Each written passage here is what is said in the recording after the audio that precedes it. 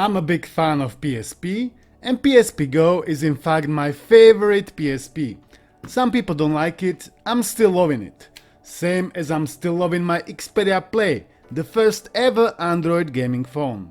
There is just something magical about the slide-out mechanism that I still can't get enough of.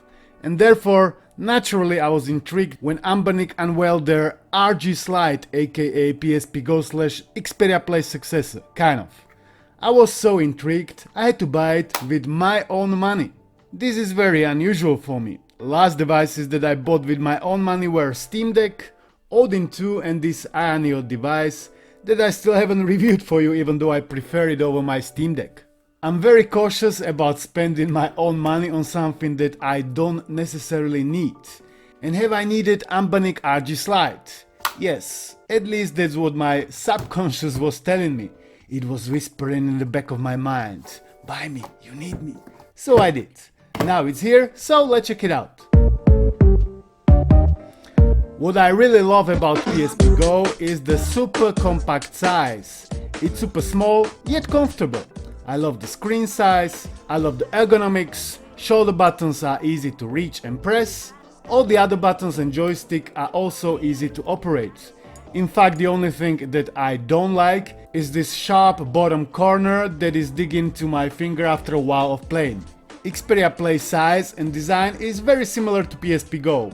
The screen is a bit larger with higher resolution, shoulder buttons are a bit harder to press and a bit smaller, joystick is swapped with two not so good touch discs and a bottom sharp edge is gone, luckily. We can clearly see on both of these devices that Sony put a lot of thought into their designs, which unfortunately cannot be said about RG Slide. As soon as I grabbed it, it was humongous and heavy and thick. When I compared it to PSP Go, it was so big, it was dwarfing it. So here is it compared to PSP Go. I mean, on the screen it might not look as big of a difference, but I'm telling you, every dimension, thickness, these dimensions, it's so much bigger and heavier. If it doesn't look as bad on the video, I guarantee you that as soon as you grab it, it's huge of a difference for Xperia Play 2. Both of these are really small and compact, and this one is really obnoxiously huge. And heavy, I think it's still heavier than these two together. When I slide it open, all the controls are revealed. Dual clickable joysticks, start select, D-pad, ABXY. There are two buttons on the screen, this is return and this is function button. From the top there are bumpers and triggers. From the right side power button and volume. Left side micro SD slot. And bottom side is USB-C, light indicator and headphone jack. From the rear side there is a fan exhaust and intake. That's pretty much it. We'll go through all the controls shortly. The slide out mechanism is pretty satisfying. It's quite loud, as you can hear, compared to PSP Go. That one is also very satisfying, but not as loud. This one is really loud. This device is running Android 13. It has 8 gigs of RAM, 128 gigs expandable storage. There is a Unisoc T820 chip, 8 cores, 6 nanometers. It has 4.7-inch LCD with the resolution 1280 by 960 and 120 Hz refresh rate. GPU is Mali G57. There is no SIM card slot. Battery capacity is 5000 mAh. And here is Android 13 Tiramisu. There are 2 stereo speakers from the front side. Quality is pretty okay. Anbernic has already used same chip in plethora other handhelds like RG Cube, RG406 horizontal, vertical, RG556 and now even RG Slide. Unisoc T820. Price for this device is also quite decent in my opinion. I bought it off AliExpress for around £140. There was like a good deal, plus I use my own discount code. Yeah, I'm also surprised it's still working, but I use this one. And I'm very happy about it. At the moment the best price I found is €174 and all the discounts are still available. Was it worth the money? For me, perhaps yes. I'm not gonna be selling it, I'm gonna be keeping it, in spite of the fact that it is not perfect. The biggest issue for me are the ergonomics. I have very large hands. If you have smaller hands, it's gonna be even bigger issue for you. This chip can play about 90% of PS2 library, so naturally, first I wanted to try some PS2 emulation. I started with God of War. Here all I needed was one joystick, action buttons and occasional bumper/trigger. This was actually quite fun to use in this scenario. The joysticks are flat, they are like recessed, they are on a bit lower level than all the other buttons. It took some getting used to, I was definitely hitting the corners, but it was fun to use. Action buttons were easy to operate too, but the triggers and bumpers, they are definitely not okay. They are very bad. In fact, they are the worst about this device, at least in my humble opinion. Just look at it. It looks terrible and it feels terrible to use.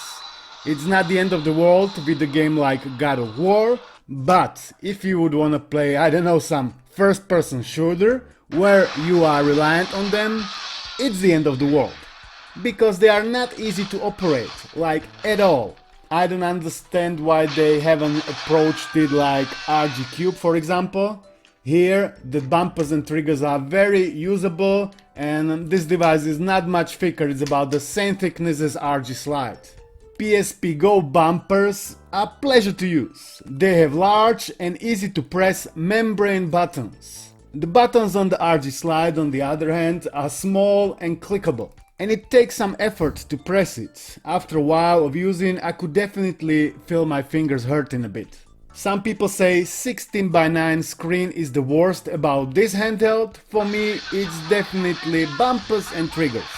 I mean, 4:3 screen is not bad. Maybe 16:9 ratio would fit this device better. Who knows? What I know for sure is that these buttons suck a lot. While we are at the screen, it's a LCD screen with 120Hz refresh rate. I mean, on the paper this 120Hz looks good, but in reality there are not many games that can take advantage of it. I believe some modern Android native games can utilize it, but other than that I think no emulator can take proper advantage of it. Because most older games cannot run over 60 FPS because the physics are tied to the frame rate. So I think it's like a good marketing move, but other than that, not really usable. You can change the refresh rate in settings. You go into display, then you go to the bottom and here screen refresh rate. And here you can choose from auto, 60, 90 and 120 Hz. I mean, the more options the better. Certainly when I put it to 120, then I go back in here, yeah, I can certainly feel it's more smoother. But I'm sure, you know, the video is gonna be in a 60 FPS, so you won't be able to see it anyway. It certainly looks good. Second thing I would change after LNR2 are the dimensions. It's so huge and heavy, I would shrink it a lot. I mean, even if it would be in a size of PSP Go with 4:3 screen, I would still like it. 4:3 is great for PS2, GameCube, Dreamcast, plus many older platforms. Not so great for PSP or something more recent like PS Vita or Switch emulation. And many native Android games can support this 4:3, some do not support it. Overall, I think this chip has solid price to performance ratio. That means ratio of what you pay compared to what you can actually play. This is the golden ratio of handhelds, and RG Slide ratio is decent. As I said, it can play like 90% of PS2/GameCube library at full speed at 1x resolution. Sometimes you're gonna need to fiddle with the settings, but the most demanding games like Shadow of Colossus will struggle, same as Auto Modalista from GameCube, it's just not gonna be running at full speed. I've made already a few videos with a lot more gameplay footage. If you are into it, I will link them down below. I have paid €140 for this device and I feel that's not a bad deal. The design is a bit of a novelty. And I think everyone who would want to buy it is just gonna buy it because of this slide out design. Because it's first of its kind after Xperia Play and PSP Go, which was like 14 years ago, and that's a long time. It's definitely not perfect, and I can definitely understand comments like this one from a friend at Volvo, where he says that these knockoff gadgets are always disappointing. Not only the performance, but also poor controls and bad interface. And yes, I can kinda agree with this. It is not dedicated gaming machine, it's just an Android device that is focused on emulation. You need to supply your own games on the memory card, and interface is basic. In spite of that, I'm glad Anbernic came with it. It's like a first prototype, and I'm kind of hoping other companies or even Anbernic themselves are going to improve it over time. It's just a first iteration, first of many. That's how it goes in this retro handheld gaming market. And I think I shouldn't say I'm hoping new model is gonna come out, because I'm sure it's coming, sooner or later. Okay, so let's sum it up. My biggest issue with this device is the size. It's just so big, especially if you are used to something like PSP Go.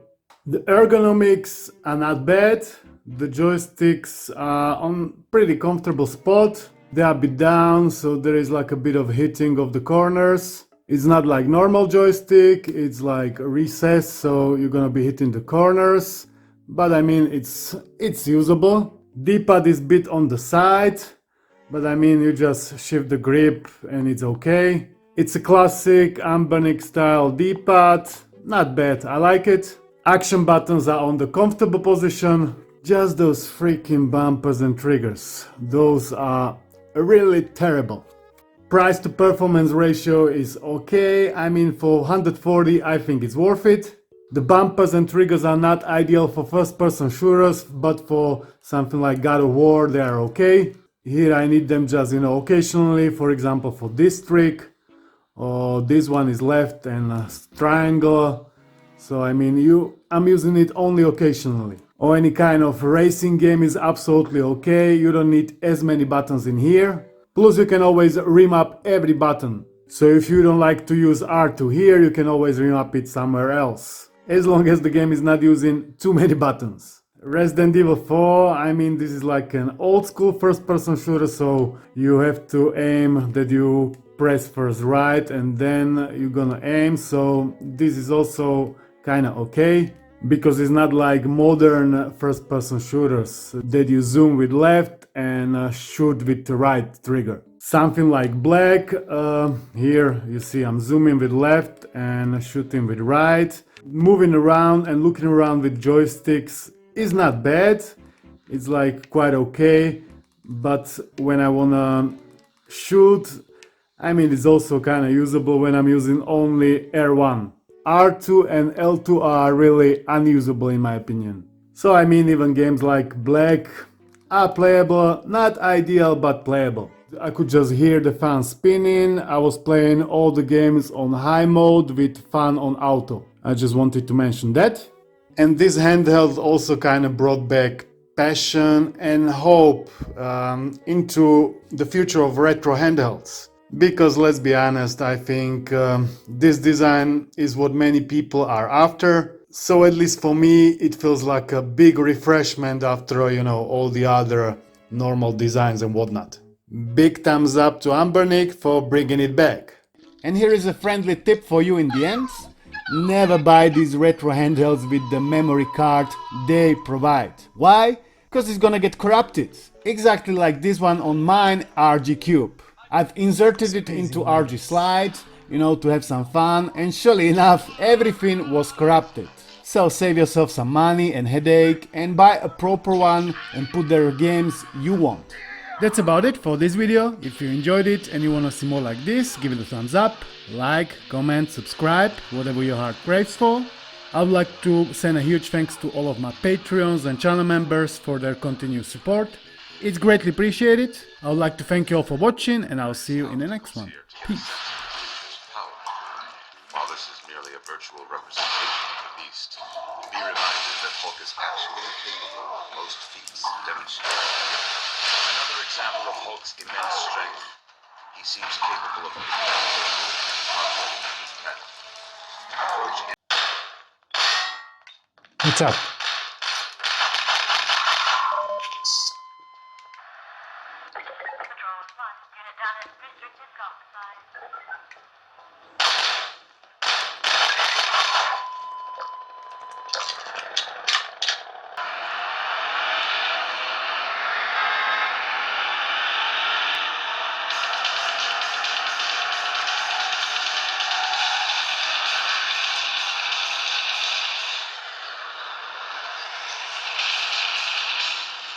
Колко сте чул?